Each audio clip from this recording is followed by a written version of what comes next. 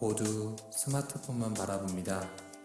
정보의 홍수 속에서 마을과 이웃의 이야기가 점점 사라지고 있습니다. 그래서 시작합니다. 부평구마을 기업 더필 커뮤니케이션즈의 부평 온더 라디오. 마을과 이웃의 이야기를 함께 들어보실래요?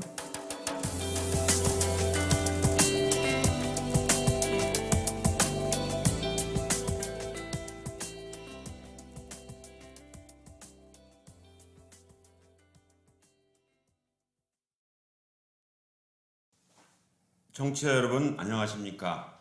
부평 온도 라디오 세 번째 방송을 여러분의 힘찬 박수로 시작하겠습니다. 부평 온도 라디오는 부평의 이웃과 마을에 관한 부평 구민의 방송입니다. 부평 온도 라디오 팟찌기 저 강병수와 이성수입니다. 반갑습니다. 반갑습니다. 제 첫 번째 방송 주제는 사회적 경제도시 부평구. 두 번째 방송은 부평구의 문화예술에 관한 방송이었습니다. 잘 들으셨는지요? 오늘 세 번째 방송은 잃어버린 80년의 부평 미군기지에 대한 이야기입니다. 대한민국에 약 70년간 사람이 접근하지 못했던 곳이 있습니다. 바로 우리가 잘 알고 있는 DMZ 비무장지대이죠. 우리 한반도가 갖고 있는 아픔의 역사 때문에 인위적으로 인간이 접근할 수 없는 땅이 생겼습니다. 우리 부평에도 아픔의 역사 때문에 우리나라에 있지만 우리 구민들이 쉽게 접근할 수 없었던 80년 잃어버린 땅이 존재하신다는 걸 아시나요? 일제 강점기부터 이어져 지금까지 구민이 쉽게 접근할 수 없는 약 44만 제곱미터, 약 14만 평의 부평 미군기지를 아십니까? 오늘은 그 부평 미군기지에 대해 알아보도록 하겠습니다. 이 문제에 대해서 아주 관심과 애정이 많고 대안을 갖고 계시는 두 분의 게스트를 모셨습니다. 박명식 전 미군기지 시민참여위원회 위원이시고 부평 스토리텔러십니다. 박명식 위원님 안녕하세요. 예, 반갑습니다. 박명식입니다. 부평에서 5대째 살고 계시고 부평의 스토리텔러로 부평의 이야기를 국민에게 들려주시는 역할을 하시면서 미군기지 문제에서 관심을 많이 갖고 계시는데 본인 소개를 잠깐 해주시겠습니까? 네, 저는 부평에서 정확히 5대째 살고 있습니다. 5대째 살면서 가장 아프게 느꼈던 게 저 땅은 우리 땅인데 외세에 의해서 80년간 밟아보지 못하는 땅이었습니다. 그래서 그거에 대해서 많은 그 안타까움을 가지고 있었고, 제가 스토리텔러를 하게 된 것은 우리 자라는 아이들한테 정체성을 한번 심어주기 위해서 스토리텔러 역할을 했습니다. 지금까지 이어오고 있습니다. 네, 감사합니다. 이따 좀 자세한 얘기를 들어보고요. 우리 두 번째 게스트는 인천 녹색연합 사무처장을 맡고 계시는 박주희 처장님이십니다. 오늘 또 마침 인천광역시 캠프마켓 시민참여위원회로 선출돼서 오늘 회의를 하고 오셨다고 하는데 인사 좀 하시겠습니까? 네, 반갑습니다. 박주희입니다. 네, 본인 소개 좀 해주세요. 네, 저는 이제 인천 녹색연합이라는 환경단체에서 활동을 하고 있고요. 저도 사실 7살 때 부모님 따라서 인천으로 이사를 왔는데 부평 미군기지 존재는 사실 잘 몰랐어요. 네. 학교에서 알려주는 것도 아니고. 그렇죠. 그래서 저도 활동을 하면서 알게 됐는데 이곳이 우리가 이렇게 접근할 수 없는 땅이라는 것도 안타깝고, 더군다나 여기에 다이옥신 문제가 굉장히 심각하다라는 걸 알고 나서 지금 인천 지역사회에서는 부평 미군기지 대책위가 따로 꾸려졌거든요. 거기서도 같이 활동을 하고 있습니다. 네, 우리 부평 미군기지에 관한 문제는 우리 54만 명의 부평 구민의 문제이기도 하지만 300만 인천 시민의 문제이기도 하고 또 대한민국의 문제이기도 하지요. 네. 오늘 한번 해법을 한번 찾아서 시민들에게 우리 80년 만에 우리 국민의 품으로 또 시민의 품으로 미군기지가 돌아오기를 바라는 마음으로 방송을 하겠습니다. 우리 이성수 파찌기님 미군기지에 대해서 관심이 많으시죠? 어떠신가요? 그래서 제가 제일 최근에 갔다 왔죠. 언제 가셨어요? 어제 그제요. 거기 안에 들어가셨어요? 토요일 날 네. 동네 사람들을 위해 아마 부평 사람들을 위해서 문화 한마당을 열은 거죠. 부평 문화재단에서 문화마실 찾아가는 문화마실 이렇게 해서 땅을 가장 최근에 밟아본 걸로. 들어가 보니까 근데 어떤 너무 안타까운 거죠. 왜냐하면 네, 그 정말 거기 한번 들어간 게 한 2, 3년 전에 그러죠. 그때 아마 홍명구 차장님과 해서 했었는데 이게 지금 우리 땅에 그렇게 넓은 이 초장, 잔디밭, 그다음에 거기에 한 9명뿐이 안 되는 그 군무원들만 제가 베이커리를 한다라고 하니까 이게 곧 빨리 돌아왔으면 하는 염원이었습니다. 네, 최근에 따끈따끈한 느낌을 가지고 오늘 방송을 잘 해주시기 바랍니다. 예. 예, 그럼 부평 미군기지가 언제부터 부평 구민들이 활용할 수 있는 곳이 아니라 아픔을 갖고 있었는지 한번 구체적으로 알아보도록 하겠습니다. 아까 44만 제곱미터, 그러니까 정확하게 약 14만 평인데 원래는 그 전에 훨씬 더 넓었다고 알고 있습니다. 우리 박명식 위원님이 또 부평에 5대째 살면서 잘 보고 기록하고 또 말씀을 많이 해주셨으니까 이 역사를 한번 말씀해 주시겠습니까? 네, 그 캠프 마켓이라는 것은 하나의 일부였습니다. 정확히 말씀드려서는 에스캄 시티라는 명칭이 있었습니다. 저희 자랄 때는 이것을 대포라고 그랬습니다. 대포, DPOT. 창고라는 뜻이었습니다. 그래서 저희가 이게 부대를 크게 두 개로 나눴습니다. 55부대하고 8057이라는 부대 두 개로 나눴습니다. 그 중에 캠프 마켓이 축소가 돼서 현재 14만여 평이 남아있는데 그 전에는 120만 평까지도 추정을 할 수 있습니다. 그리고 저희가 이 공식 에스캄 시티라는 공식 명칭은 미 육군 군수지원사령부의 약자입니다. 그래서 네, 에스캄 서포트 커맨더 그 약자를 따서 저희가 에스캄 시티라는데 거기에 캠프 마켓뿐만 아니라 캠프 하이에스, 캠프 그란트, 캠프 타일러, 캠프 아담스, 캠프 해리슨, 캠프 테일러 등으로 명명되어 있습니다. 그렇게 많아요.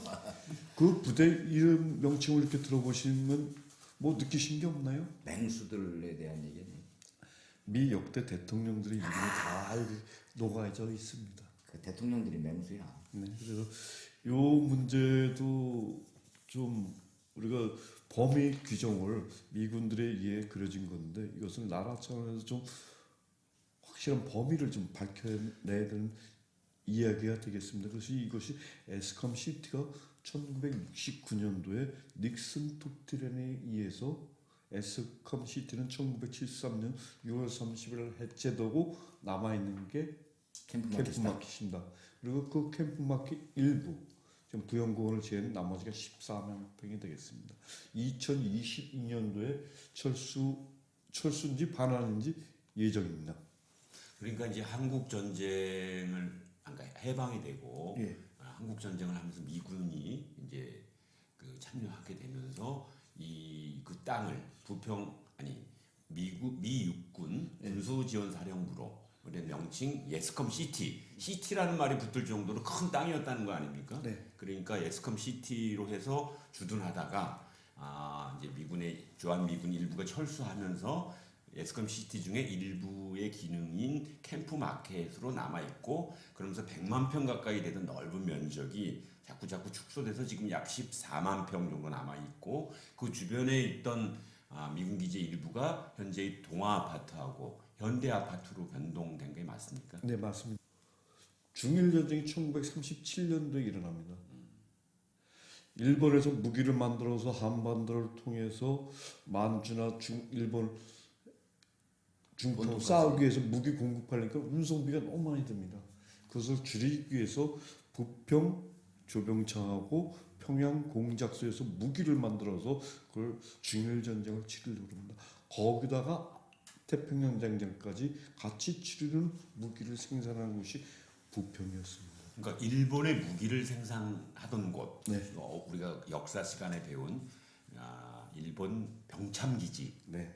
그래서 조병창 무기를 만드는 곳이네. 병참이니까. 네. 그래서 그 일제 시대 때부터 이제 우리 그 사용되었던 것인데 그 전의 역사도 있으시다고요? 네, 그 전에 역사는 1905년 을사 늑역으로 자결하신 분이 계세요. 네. 민영환 씨라고 민영환 열사가 되시죠. 열사시죠. 되신데 그분의 땅이었습니다. 아, 그 지역이요? 네, 한 430만 평 정도로 지금 추측하고 아니, 제곱미터겠죠, 430만. 아니, 평입니다. 그렇게 넓어요? 네. 부평이라고 하면 부평구, 계양구, 서구, 그 다음에 부천군까지 그 당시 도읍으로서 면적을 갖고 있었는데요. 지금 14만 평하고 430만 평 생각하시면 어마어마한 크기였습니다. 차이죠. 민영화는 왕족의 민비야 고종의 조카였습니다. 그래서 거기 식객으로 있던 송병준이라는 친일파에 의해서 그것을 강탈이 당합니다. 그 재판이 100년을 이끌어옵니다. 그래서 2004년 친일제가 그럼 언제 송병준이라는 을사오적인가요? 을사오제가 정미칠적이 되겠습니다. 정미칠적이라고 하는 송병준이라는 매국노가 네. 민영환 열사의 식객으로 있다가 네. 그거를 강탈한 게 일본의 침략과 연관이 있어서요. 그러니까 일본의 힘을 빌어서 강탈했을 거 아닙니까? 네, 그렇습니다. 그게 언제입니까? 정확히? 정확히 1905년 그 민영환 열사가 자결하신 이유서부터 보시면 되는 겁니다. 이것이 그 430만 평이라는 그 농장을 국고로 환수할 수 있는 위험이 있으니까 자기 앞으로 돌려달라. 그러면 어느 시점에서 주겠다. 그게 안 돌려주고 계속 송병준이가 깔고 앉았던 거죠. 그러니까 송병준이가 민영환 열사의 그 일가의 땅을 그 사기를 쳐서 강탈을 한 걸 가지고 있다가 거기에 일본의 조병창이라는 게 들어온 거군요. 네, 그렇습니다. 그러다가 다시 이제 광복을 하고 1945년도에 미군이 들어오면서 미군 기지가 된 거고. 그러면 1905년부터 일제히 그 강점이 시작되기 이제 그 1910년도니까 그 전 네. 5년도부터 사실은 많은 부분이 저희가 강탈을 당했죠. 그때부터 따지면 거의 뭐 100년이 넘네요. 네, 100년이 넘습니다. 정확히 100년이 아까는 80년이라고 저희가 그랬는데. 미군 기지 조병창과 네, 미군 기지로만 네, 보면 네. 80년이 네. 맞고. 예. 예. 요새 그 미스터 션샤인이라고 하는 유명한 미스터 션샤인. 드라마가 지금 진행되는데 거기서 뭐라고 나오냐면요. 땅이나 나라를 빼앗기면 언젠간 되찾을 수 있지만 내어주면 찾지 못한다. 따라서 저 땅은 미군 기지 땅은 우리가 뺏긴 겁니다. 뺏긴 거니까 언젠가는 부평구민의 땅으로 되찾을 수 있다. 이런 멋진 대사가 나오는데 우리가 뺏긴 땅이니까 우리 원해서 내어준 땅이 아니지 않습니까? 그래서 우리가 반드시 그 치욕의 역사, 오욕의 역사를 잊지 말고 우리가 저 땅을 찾아서 평화의 땅, 문화의 땅, 구민의 땅으로 만들어야겠습니다. 그런 얘기를 이제 현실적인 얘기를 좀 해볼까요? 예, 네. 특히나 부평구민들이 제일 궁금해하는 건 언제 돌아오냐. 그래서 이제 그 굉장히 그 뭐 한 2002년도, 2012년도, 뭐 14년, 뭐 작년 말 뭐 이런 말들이 있었는데 그 과정하고 좀 이후에 지금 그 이전에 대한 걸 좀 다시 한번 알려주시면 좋겠습니다. 제가 알기로는 90년대 네. 이때부터 한 걸로 알고 있어요. 근데 네. 마침 2002년도에 한미 연합 토지 관리 계획에 따라서 이제 평택이랑 대구로 이제 한국에 있는 미군 기지가 이전하기로 결정이 되면서 아마 그때 이제 반환에 대한 시기 이런 논의가 시작된 걸로 알고 있어요. 그래서 좀 자세한 내용은 자세한 얘기 박 이사님이 해주시고. 뭐 저만 혼자 얘기하는 것 같은데 아니. 내용을 제일 많이 알고 5대째 계신 것 살고 같아서. 계시네. 1999년 LPP 계획이라는 게 그 논의가 됐었습니다. 그래가지고 2022년에 LPP 계획에 의해서 미군 기지가 평택으로 이전 통폐합이 되는 거죠. 그러니까 LPP 계획이라는 게 그렇습니다. 미군 기지를 전국 각지에 있는 것을 하나로 한 군데를 모으자 해가지고 그 계획에 의해서 평택 미군 기지가 진짜 세계에서 그렇게 큰 미군 기지가 있었을까? 그리고 이 부평 캠프마켓 아까도 말씀드렸지만 에스캄 시티 대포라는 게 미군 기지였는데 이게 전 세계 5대 군사 기지였습니다. 미국에. 우리는 그런 것을 할 때는 참 안타까운데 이것은 2022년까지 저희가 인천시에 돈이 없다 보니까는 10년 분할 납부를 하게 됐습니다. 그 완료 시점이 2022년이고요. 또 그렇게 하다 보니까 가장 문제되는 게 우리도 박처럼 계시지만 환경에 대한 오염에 대한 그런 문제가 제기가 되고 있습니다. 그리고 반환받는 우리 입장에서는 깨끗한 걸 반환받기를 원합니다. 또 반환하면서도 깨끗하게 시민의 품으로 주는 예, 그랬을 때 그 미군 기지 이제 정화 문제 이렇게 하는데 바로 옆에 부영공원은 또 이제 정화 문제가 있었다가 그게 당분간 폐쇄도 했지만 이제 개방이 됐는데 그 과정과 이게 맥락이 같은 건가요? 그렇죠. 저희 그러니까 부평 미군 기지나 그러니까 다른 미군 기지들 주변 지역을 또 조사하게끔 법이 또 만들어졌었어요. 그래서 이제 그때 부평 미군 기지 주변도 조사를 했었는데 그때 오염 물질도 좀 확인이 됐었고 그다음에 이후에 이제 태역 미군이 부평 미군 기지의 고엽제라든지 이런 매립 의혹을 좀 제기를 하면서 조사를 일대 해보니까 부영공원에서도 이제 오염 물질이 확인이 됐었고 그때 한 몇 년 전이었죠? 3년 전인가? 4년 전. 네. 그때 이제 1년 반 정도에 걸쳐서 부영공원을 정화를 했었고 재작년에 다시 개장을 한 걸로 기억을 하고 있습니다. 작년 작년 12월인가? 근데 그 흙을 이게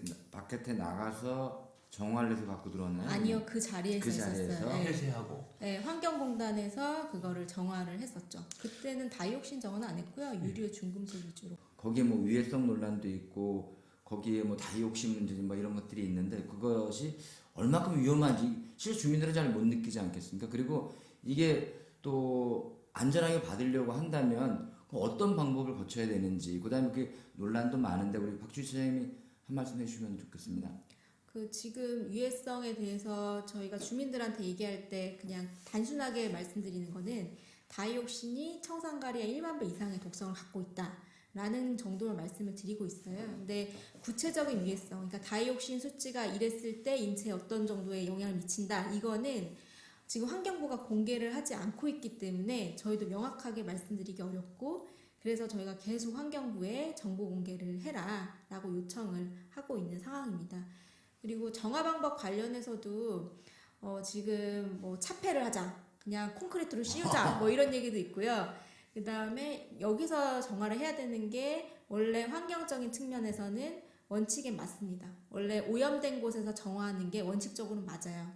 근데 대책위 차원에서는 주변에 아파트, 학교가 많잖아요. 그리고 다이옥신을 정화해 본 사례가 없기 때문에 위험이 있을 수도 있다. 혹시나 사고가 나면 어쩌냐. 그래서 반출 처리해야 된다. 뭐 이런 얘기들도 하고 있어요. 그래서 주한미군이 반출 처리해야 된다. 라는 얘기를 하고 있는데 지금 그거에 대한 지금 연구 용역이 좀 필요한 상태이기 때문에 지금 딱 결정이 된 상황은 아닙니다. 아 그러면 이 내부에서 정화를 할지 아니면 반출을 하는데 뭐 외국 반출 얘기도 있기는 한데 네. 그러면 이제 아직 결정이 안 났고 그렇죠. 그 정화에 대한 용역이 이제 진행될 거다. 그렇죠. 그래서 그 본 정화가 시작되기 전에 파일럿 테스트를 하기로 했어요. 파일럿 테스트라는 게 그러니까 사전 검증. 그래서 그 검증을 통해서 우리가 정화 목표와 방법을 이렇게 설정을 임의로 해보고 그게 달성이 되는지 안 그럼 다른 방법으로 해야 되는지 이런 것들에 대한 테스트를 먼저 거쳐보고 일부 흙을 그쵸. 실험적으로 테스트를 해보고, 해봐서 네. 화학 실험을 하든 뭐 생태 실험을 하든 네. 어떤 걸 처리를 해봤을 때 또 안전하게 됐는지 네. 그것을 또 적용 방법에 대해서 그쵸. 그럼 많은 또 시간들이 좀 더 걸리겠네요. 그쵸. 그래서 파일럿 테스트 하는 것도 제가 봤을 때는 뭐 3개월에서 6개월 이상 걸릴 거고요. 그게 결정이 되면 또 본 정화 들어가는 데 또 걸릴 거예요. 그래서 제가 봤을 때는 최소 2년 이상 걸린다라고 생각을 하고 있어요. 그렇게 됐을 때 이제 좀 안전하게 받을 수 있는 것에 대해서는 좀 시간이 좀 많이 걸린다는 걸 좀 부평 구민들이 이해를 해줘야 될 것 같습니다. 그렇죠. 네. 그런데 그 내부가 아까 이제 현재 남아 있는 게 14만 평 가까이 되는데요. 네. 그 중에 이제 일부만 발표했는데 네. 여기저기 다 오염이 돼 있습니까? 아니면 특정 지역만 오염이 돼 있습니까? 특정 지역에 다이옥신이 확인되고 있어요. 특정 지역. 네, 그러니까 예전에 DRM으로라고 하는 폐기물 처리장이었던 데가 확인되고 아니 있어요. 박 의원님 말씀 주시죠. 네, 맞습니다. 그 DRM 부분이 가장 오염돼 있고요. 그 인근 그러니까 그 반경 500m 그러니까 직경으로 따지면 한 1km 내에 제가 조사한 바로는 한 12만 정도 부평 일동 상곡동 그다음에 청청동 좀 넓게 해서 청청동까지 그다음에 이쪽 십정동까지 오염 그 지역이 한 12만 명 정도가 살고 있는데 그것을 정화하는 방법이 가장 또 문제인 것 그러니까 같습니다. 그러니까 그 오염된 원인은 DRMO라고 네. 거기 폐기물 폐각 그러니까 소각장이 있었다는 거죠. 처리장입니다. 처리장이 소각장 그러니까 소각을 포함한 그쵸. 다양한 화학적 처리뿐만 아니라 소각도 하고 뭐 땅에 파묻기도 하고 하는 도반. 처리 폐기물 처리장에 그러니까 다이옥신 등 오염이 집중돼 있는 거군요. 그렇죠. 근데 그 지역이 조기 반환 지역 중에 하나 있는 거잖아요. 그렇죠. 네. 네. 그 옆에는 바로 삼곡천이라는 하천이 흐르고 있습니다.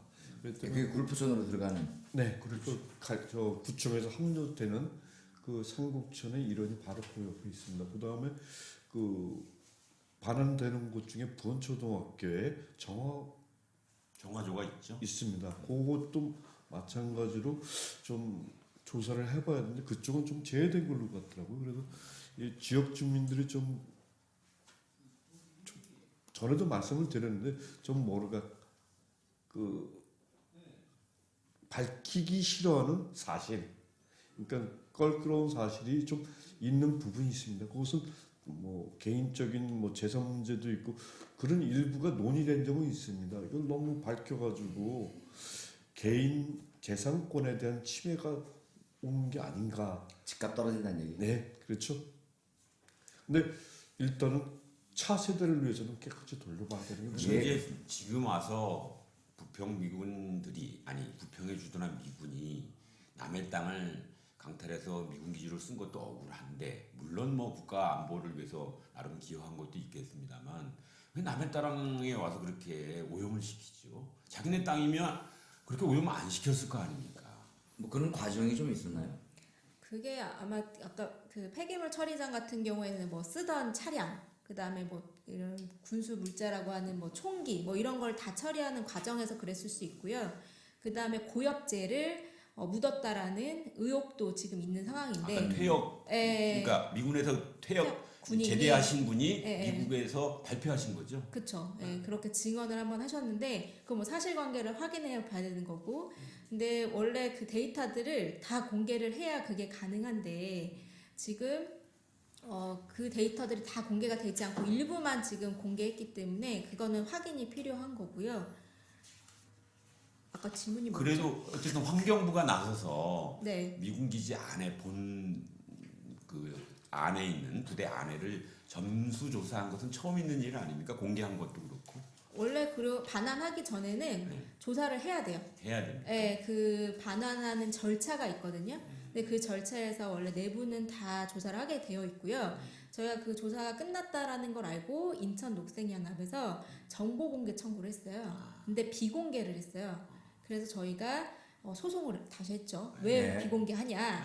그랬더니 1심 재판부에서 환경 오염 결과에 대해서는 공개를 하되 위해성 평가 부분은 비공개를 유지한다라고 했어요. 근데 위해성이라는 게 인체에 어떤 영향이 있는지에 대한 보고 내용이거든요. 그거는 비공개를 유지한다라고 되어 있어서 저희가 다시 소송을 또 했습니다. 이것도 공개해야 된다. 왜냐하면 인체에 어떤 영향이 있는지를 알아야 우리가 대응할 수 있지 않겠냐, 뭐 이런 얘기를 했고요. 전국적으로 어쨌든 미군 기지 오염된 거를 주한미군이 책임지고 처리한 사례는 단 한 건도 없습니다. 여태까지요. 네, 여태까지 없고 다 국방부 예산으로 정화를 했던 거죠. 제가 알기로는 우리나라뿐만 아니라 세계적으로 미군 기지가 선제해 있는데요. 해준 게 없는 걸로 알고 있습니다. 네, 사례가 아 근데 박명식 의원님 저기 아까 2022년도면 이제 당연히 넘어오게 되는데 그 전에 뭐 조기 반환 뭐 이런 얘기가 있는데 그거에 대해서 알고 계시면 말씀해 주시면. 네, 그게 2012년도에 그 국방부하고 저희가 계약을 맺습니다. 인천시하고. 그래서 반환 시점을 2020년에서 10개년을 나눠가지고 저희가 올해가 18년입니다. 그럼 거진 반이 넘어가는, 그러니까 6회 납부가 되는 겁니다. 그럼 우리가 납부한 만큼만이라도 돌려달라. 그래서 일부 반환 구역입니다. 아니 우리 땅인데 왜 돈을 주죠? 오염도 시켜놓은 땅에 지금 저도 그때 시의원이었으니까 저도 뭐 반환해준다 그러니까 할 수 없이 돈을 내는 거에 동의했습니다만 거의 5천억 가까운 돈을 내죠. 네, 그렇습니다. 그걸 저희가 부담하는 이유는 뭔가요? 힘이 없으니까 그렇죠. 가장 그러니까 저희는 국방부에도 일부 부담하고 저희도 인천시도 부담을 해서 그것을 미군한테 주는 겁니까? 그 돈을 아니죠. 가지고 아닙니다. 평택기지 조성하는 데 쓰는 비용의 네. 일부를 인천시가 부담하라는 거죠. 그렇죠. 반환받는 조건으로. 그 중에서 공원이 100% 되는 게 아니라 29%는 공공시설이 들어오고 71%는 문화공원, 쉽게 얘기해서 근린공원이 아닌 문화 테마공원이 되는 것입니다. 좀 이유에 대해서는 좀 더 자세하게 말씀해 주시면 좋겠고요. 그리고 돌려받는 과정에서 정화에 대한 이 협약 아니면 그 정화 과정에 대해서는 좀 말씀을 해주시면 좋겠네요. 지금 예. 보통 이런 반환 논의를 할 때 그 과정을 좀 거치는데요. 환경부랑 먼저 그 주한 측이랑 미군 측이랑 또 협의를 해요. 근데 지금 환경부랑 협의가 잘 안 돼서 지금 다시 특별히로 넘어간 상태입니다. 그러니까 이 정화 주체라든지 뭐 이런 걸 가지고 지금 좀 싸우고 있는 것 같아요. 우리나라랑 이제 미국 쪽이랑 하고 있는데 지금 어쨌든 저희 대책위 같은 경우에는 주한미군 대책위 같은 경우에는 주한미군이 오염시켰으니까 주한미군이 책임지는 게 맞다라고 하지만 현실적으로 그동안 사례가 없었고 그럴 가능성이 높진 않지만 그래서 국방부가 지금 정화를 하겠다라고 지금 계속 추진을 하고 있거든요. 지금은 우선은 오염된 부분에 대해서 다이옥신에 대한 정화 기준이나 정화 사례가 없기 때문에 한번 파일럿 테스트를 해보자.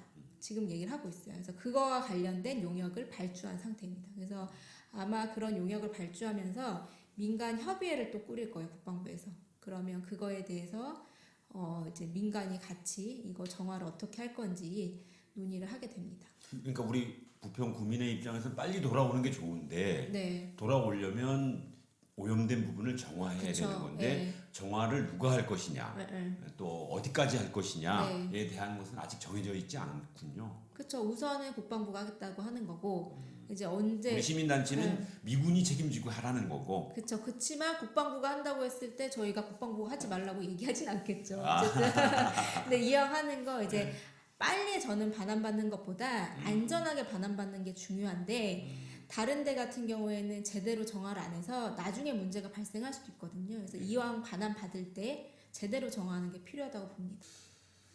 지금 정화 기간이 뭐 길게 잡으면 3년까지 좀 내다보고 있는데요. 3년.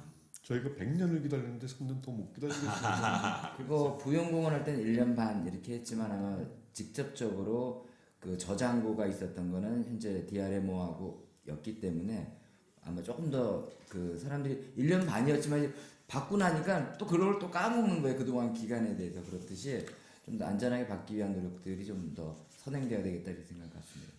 미군기지 시민참여위원회 그러니까 시민의 뜻을 받아서 미군기지를 반환했을 때 어떻게 그렇죠. 주민의 품으로 돌려줄 것이냐. 네. 그래서 이제 저희가 시의원 할 때 그 조례를 만들었고 그 위원회를 만들어서 초대가 우리 최용규 전 국회의원님이시고 부평구청장님을 역임하신 분이 하고 계셨는데 아까 얼핏 들으니까 이번에 다시 또 위원장님을 맡으셨다고요? 네, 이번에 아마 애정이 많으신가 봐요. 그래서 이번에 또 하셔서 정말 제대로 된 공원을 좀 만들고 싶다라고 하시더라고요. 뭐 제가 또 하나 말씀드리면 저기 부평 같은 경우는 지금 성장 동력이라는 게 없습니다. 네. 어떻게 뭐 정치하시는 분들이 가장 잘 아시겠는데 부평 4공단 같은 경우 지금 40년 넘게 하다 보니까 그것이 좀 가동률이라든지 이런 게 많이 좀 약화가 됐습니다. 부평 뭐 대우 GM 대우도 마찬가지고. 근데 부평의 성장률이 성장 동력이 없어진 것은 여러 가지 환경적인 요인도 있겠지만 앞으로 저 캠프 마켓이나 그런 부지 그 옆에 공원이 부평공원, 부영공원인데 그곳을 좀 뭐랄까 성장 동력 제가 우연히 신문에서 보니까는 센트럴 파크나 타임스퀘어 같은 경우 관광객이 5천만이랍니다. 그다음에 일본 뉴욕의 센트럴 파크 말씀하시는 네, 거죠? 그렇습니다. 예. 거기도 그렇고 그다음에 일본의 서해안 쪽에 일본으로 치면 서해안이죠. 거기에 보면 21세기 미술관이 있습니다.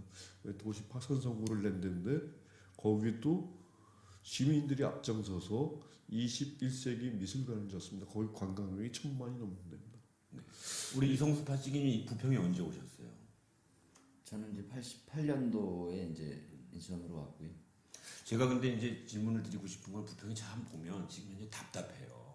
아파트하고 공장을 빼고 나면 사실 시민이 편하게 접근할 수 있는 게 없습니다. 최근에 이제 원적산 공원이 개장이 돼서 그나마 좀 숨통을 좀 틔웠고 이제 만월산 공원 정도 수준인데 도심 한복판에 다 아파트하고 공장하고 도로밖에 없는 도시예요. 인구 54만 명이 사는 동네인데 근데 이제 한번 파찌님 상상을 해보시면 14만 평이 아까 문화공원으로 조성된다고 했지 않습니까? 네. 공원이 된다고 했을 때 부평의 지도는 완전히 바뀌지 않겠습니까? 그렇죠. 그리고 그 옆에 지금 요번에 박남춘 시장님이 공약을 했는데 그 옆에 3보급단이 있습니다. 그 땅도 굉장히 넓죠. 네, 미군 기지보다는 좀 좁겠지만 네, 좁고 한데 거기는 또 역사적인 또 길이 있던 곳입니다. 장국의 길. 그리고 그 두 가지가 만약에 시민의 품으로 돌아온다면 말씀하신 대로 부평의 대전환, 그러니까 도시 지형 자체가 완전히 바뀌게 되면서 사람이 정말 살만한 동네로 바뀔 수 있는 그런 것 같아요. 우리 파찌님 상상 한번 해보세요. 그래서 우리가 그 부평에서 봤을 때 그 제3보급단 장국의 길 아마 그건 또 이제 도시 2030 도시계획에는 이제 도로로 하는 게 있지만 그 산에도 굴이 그렇게 많다라고 하더라고요. 한 10개 정도 있죠. 그 아니, 굴하고 또 한 가지가 24개들. 또 24개. 24개. 그다음에 미군 기지 안에 그 저희 이제 그 80 넘으신 이제 선배님들하고 얘기를 하다 보면 그 안에 지하 빵카가 있다. 근데 이제 아직까지는 저도 이제 국방부 쪽 통해서 얘기를 하니까 있다라고 하는 건 아는데 그 뭐 도면이라든지 이런 게 없다. 아니면 아직은 밝히기가 어렵다 이렇게 돼 있는데 굉장히 역사적 자원 일제 때부터 있었던 그러한 자원들이 아마 같이 연동돼서 아마 미군 부대랑 연동되어져서 아마 빵카를 이제는 입구를 폐쇄를 해놓은 것 같습니다. 근데 이런 것들이 복원되고 한다면 보다 이렇게 역사적인 것, 문화적인 것들이 같이 연결될 수 있지 않겠나 이런 생각을 갖습니다. 우리 박주희 처장님 그 다른 나라나 다른 지역의 사례에서 저렇게 넓은 땅이 돌아와서 시민 공원화되고 문화공원이 되고 했을 때 도시의 지형이나 우리가 녹색운동을 열심히 하는 이유도 우리 시민들이 좀 더 쾌적하고 지속 가능한 사회에서 살고 싶은 거 아니겠습니까? 네. 좀 변화된 사례나 이런 것들이 좀 국민들에게 우리 부평 국민들에게 희망을 좀 주시는 얘기를 한번 해보세요. 제가 사실 그 지명은 잘 생각이 안 나는데요. 예를 들어 폐 공장 같은 경우도 그렇게 활용해서 또 하는 경우도 있고, 그다음에 수변 공간 같은 경우에도 그냥 없애는 것이 아니라 과거 역사성을 또 살려서 하는 경우가 있거든요. 근데 제가 작년에 부평 미군기지 컨퍼런스 했을 때 제가 미국이었던 것 같은데 발표하신 분이 과거에 이제 폐 공장이나 폐 기업들이 있는 장소를 오픈을 했을 때 거기를 바로 조성하지 않고요. 한 10년 넘게 그냥 알아서 이용을 하라고 했다고 합니다. 그래서 주민들이 알아서 막 이용하면서 여기를 어떻게 조성하지? 라는 이제 그림을 그리기 시작했다라는 얘기를 하시더라고요. 그러니까 어떻게 보면 그렇게 환경적으로 쾌적한 공간도 되지만 시민들이 모여서 이야기를 나눌 수 있고 새로 꿈을 꿀 수 있는 공간이 될 수도 있다. 그러니까 사실 지금 시민참여위원회가 그림을 그리기도 하지만 사실 시민들이랑 어떻게 이걸 공유하고 의견을 모을 것인가 되게 좋은 매개가 될 것 같아요. 그러니까 사실 자기가 사는 도시에 대해서 그림을 그려본다라는 생각을 잘 안 하잖아요. 누군가가 만들어준 거를 이용하기만 했지. 그렇지. 시나 구에서 만들어 놓은 도시 계획에 따라서 길 나고 그쵸. 공원 만들고 네. 그러면 그냥 우리는 그냥 이용한다. 수동적으로 이용하는 수준이었는데 네. 이번에는 시민이 나서서 일단 돌려받은 다음에 좀 꿈을 꾸고 아니 꿈을 설계를 하려면 거길 들어가 봐야 될 거 아니에요. 뭐가 있는지 만져보고 앉아보고 네. 거기서 산책도 해보고 그래야 여기를 어떻게 꾸렸으면 좋겠다 이렇게 꿈을 꿀 수 있는데 지금은 들어가 볼 수 없는데 먼저 꿈을 꾸는 것보다는 말씀하신 대로 좀 여유 있게 하는 건 어때요, 박 의원님? 저도 그 생각인데 그 시민 참여 플랫폼이라는 그런 거 한번 만들어서 앞으로도 한 4, 5년 뒤에 반환 받게 되니까 그 전에라도 시민들이 참여할 수 있는 공원을 어떻게 만들어서 우리한테 우리가 돌려받고 우리 후손들한테 넘겨줄 것인가를 한 번 더 생각해 볼 시기가 된 것 같습니다. 근데 정치인들이란 주로 이게 딱 자기 때 뭔가 이렇게 딱 모양이 나와야 되니까 주로 이제 제일 좋은 방식이 용역을 주는 거예요. 뭐 전국에다가 용역을 주든 아니면 또 어느 정도 규모가 넘어가면 해외까지 용역 주고 이란 2안 3안 주민들 공청회 이렇게 가는데 주로 여태까지 이게 너무 그 주민들을 방청인으로 이렇게 관중으로 이렇게 되는 것 같아요. 마지막 투표 한 번 하는 이런 것이 아니라 좀 더 시간을 가지고 좀 참여도 해보고 또 구경하고 또 뭐 가족들과 이렇게 함께하는 가운데 좀 이렇게 그 상상해낼 수 있는 이런 과정이 좀 필요하지 않겠나. 지금 뭐 원전 문제에도 문재인 대통령 들어와서 그 시민 공론화 조사위원회 공론화 조사위원회에서 결정해서 가동할 거냐 아니면 폐기할 거냐 했는데 주민들이 원하는 대로 가동하는 걸로 결정되지 않았습니까? 그러면 우리 미군 기지를 반환받는 거는 이미 예정돼 있는데 물론 오염까지 해서 약 2020년이면은 2022년이면 반환받는데 반환받는다면 뭐 할 거냐는 성급하게 결정하지 않아도 되겠네요. 그것이 가장 제가 걱정하는 겁니다. 과연 정치인들이 내 임기 때, 내 시기 때 만들어서 공원을 해주겠다. 그거는 벌어야 된다고 봅니다. 저는 이것이 공원이 단순간에 만들어진 게 아니라 우리 때 못 만든 우리 후손들 만들면 돼요. 10년이 걸려졌고 20년이 걸려졌고 30년이 걸려졌습니다. 공원다운 공원, 시민이 바라는 꿈이 있는 그런 공원을 시민들의 손에 의해서 만들어 보고 싶은 바람입니다.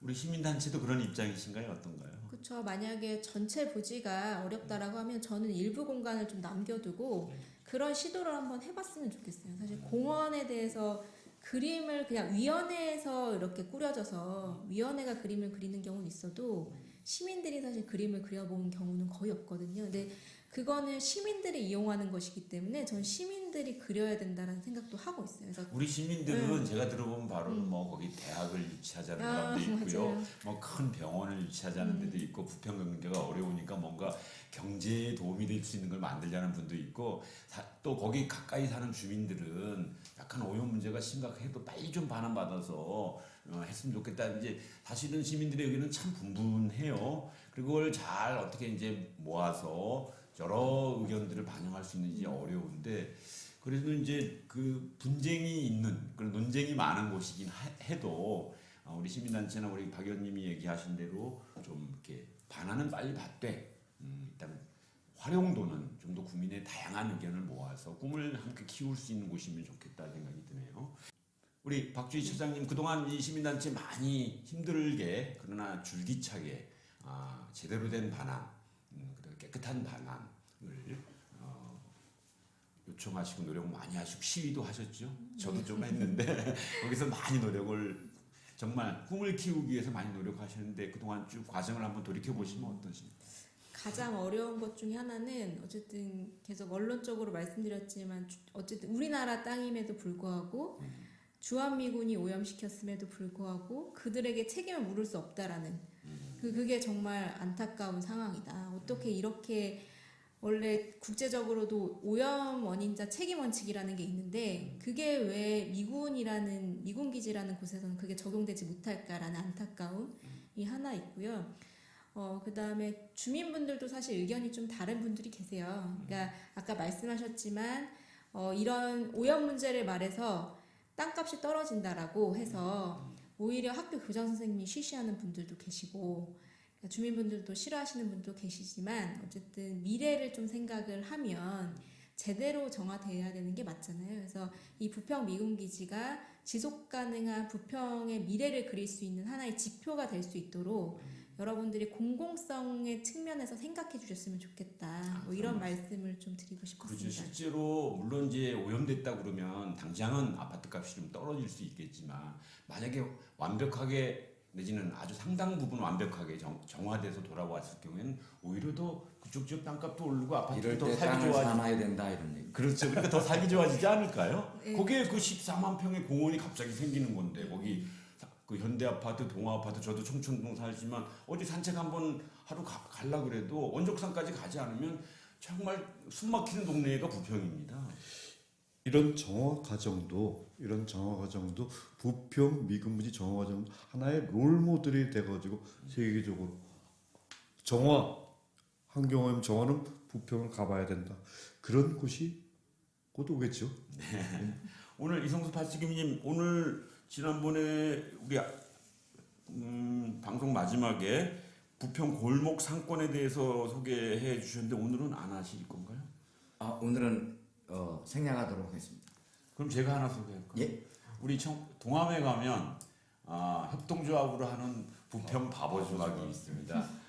우리 부평 인천 시민 300명이 깨어있는 시민의 힘으로 세상을 깨끗하고 바르게 하자 이런 취지에 만든 협동조합이 운영하는 부평 바보주막이 있습니다. 동암역 북광장에 나오셔서 왼쪽으로 한 1분만 걸어가시면 있습니다. 부평 바보주막 많이 이용해 주시기 바랍니다.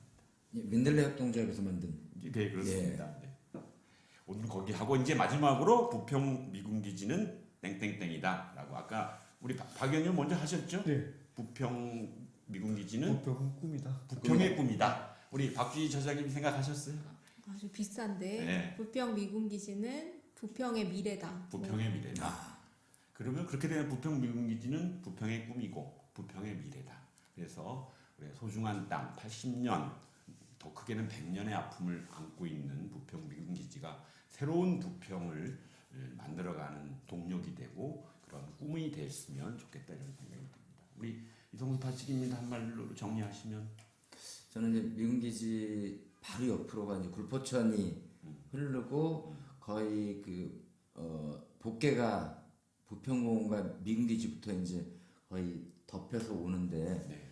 그 미군기지 반환되는 시점과 또 굴포천이 이제 다시 개복하는 이 열리는 요거 복원도 아마 그 시점에 맞추기 때문에 정말 그 부평에서는 새로운 동력이 생기는 게 아닌가 이렇게 생각합니다. 두 가지 동력이죠. 그렇죠. 하나는 굴포천 복개했던 걸 뜯어내고 생태하천 만드는 일, 또 하나는 부평 미군기지를 시민의 품으로 올려서 새로운 꿈을 꿀 수 있는 이 두 가지가 된다고 저는 상상을 하면 정말 부평이 전혀 새로운 부평이 될 것 같아요. 가슴이 벅차죠.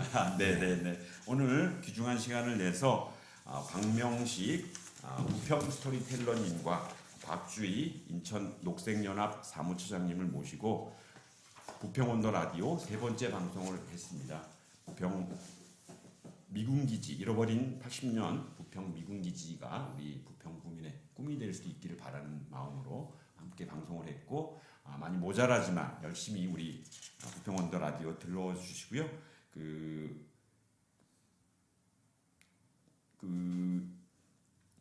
더 PL 커뮤니케이션즈의 메일이 있는데 더 PL컴스입니다. 더 PL컴스 네이버.com이니까 혹시 우리 청취자 중에서 제보하실 사항이 있으시면 제보도 해주시기 바라고 여러분의 박수로 오늘 세 번째 방송을 모두 마감하겠습니다. 감사합니다. 감사합니다. 감사합니다.